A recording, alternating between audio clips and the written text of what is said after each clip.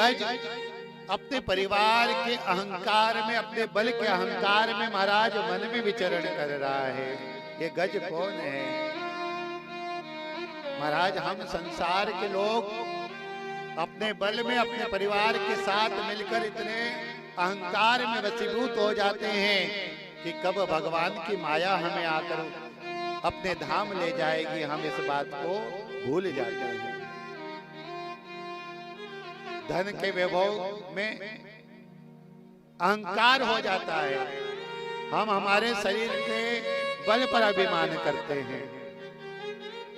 और महाराज एक दिन यही शरीर हड्डी मांस का जो बना हुआ है, महाराज यही पंच तत्व में यही भौतिक शरीर जब विलीन होता है, अंत में मनुष्य के पास कुछ भी नहीं होता है।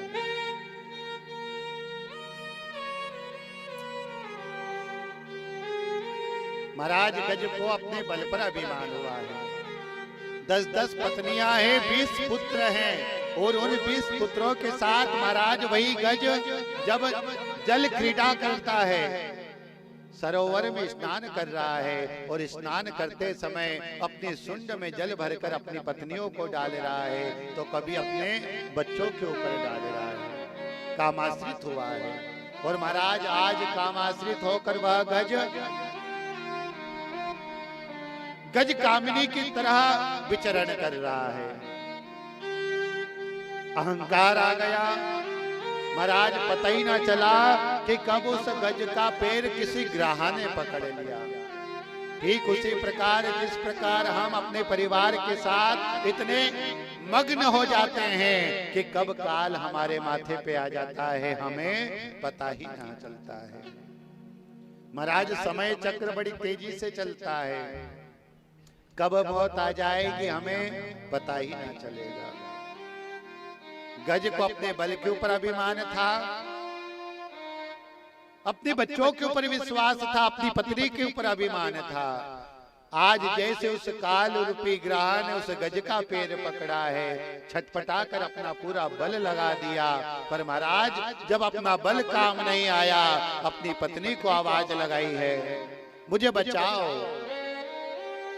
महाराज पत्नियों ने अपना पूरा बल लगा दिया।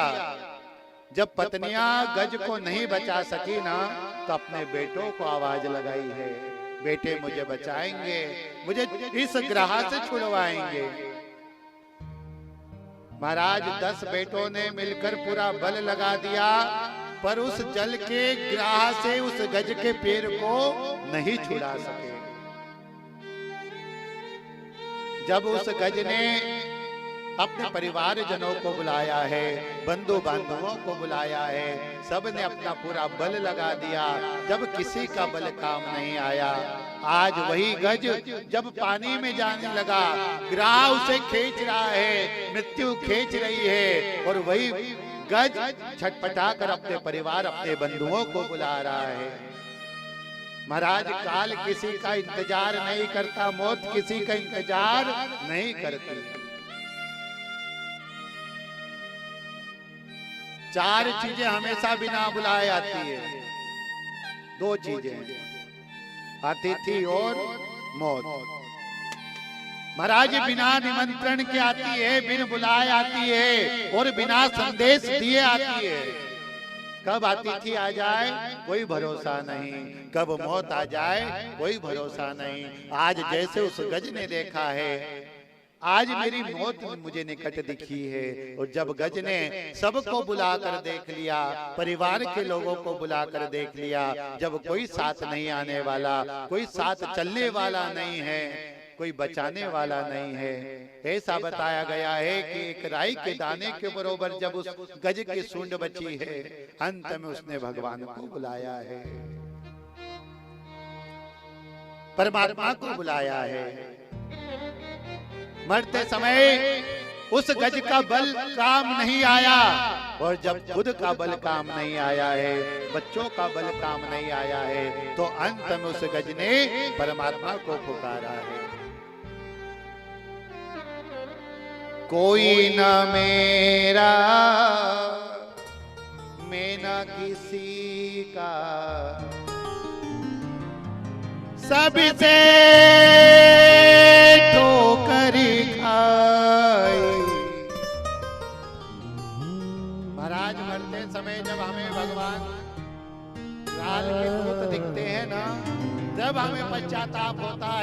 काश मैंने मरने के पहले भगवान का नाम लिया होता, तो आज यम के दूत नहीं आते, बल्कि मुझे लेने के लिए भगवान के पार्षद आते हैं।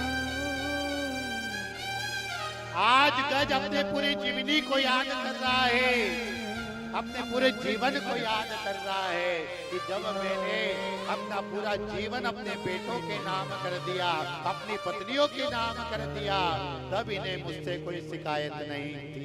और आज जब मेरा कालनी मेरा पैर पकड़ा है, तो सब मुझे छोड़कर चले गए।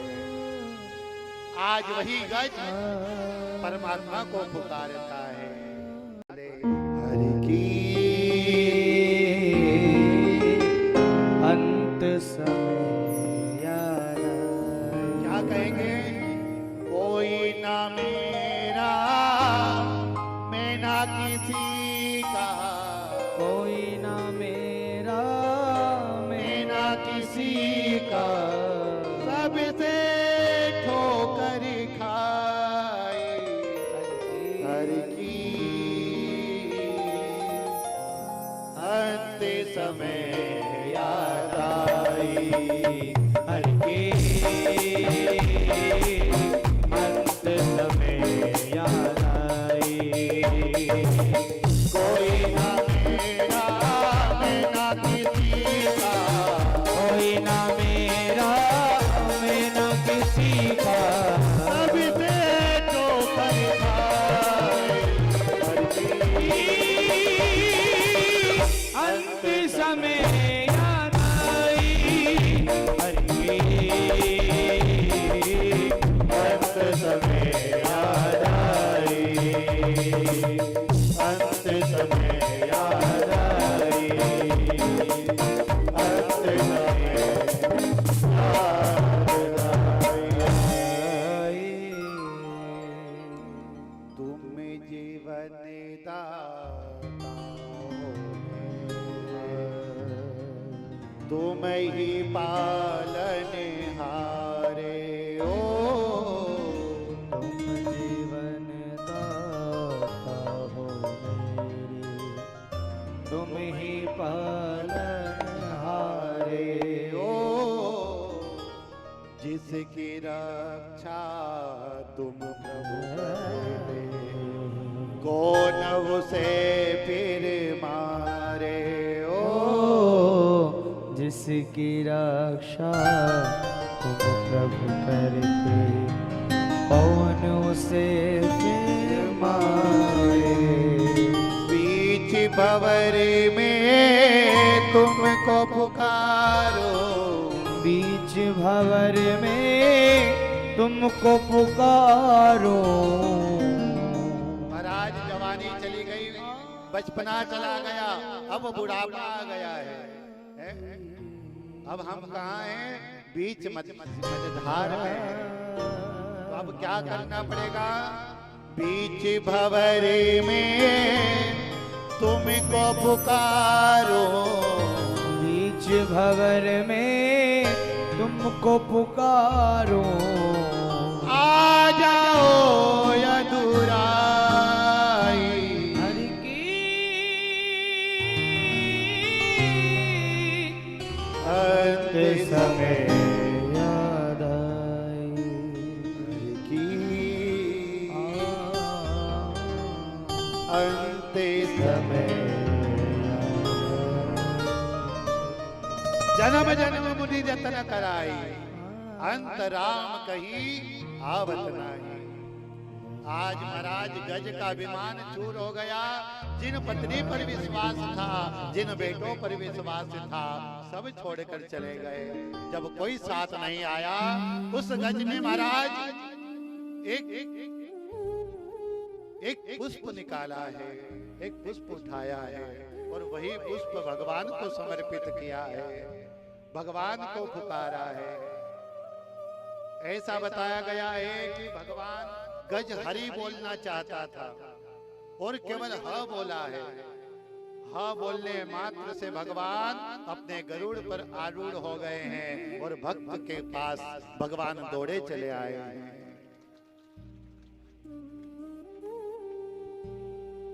भक्त ने भगवान को पुकारा, भगवान दौड़े चले आए। यहाँ पर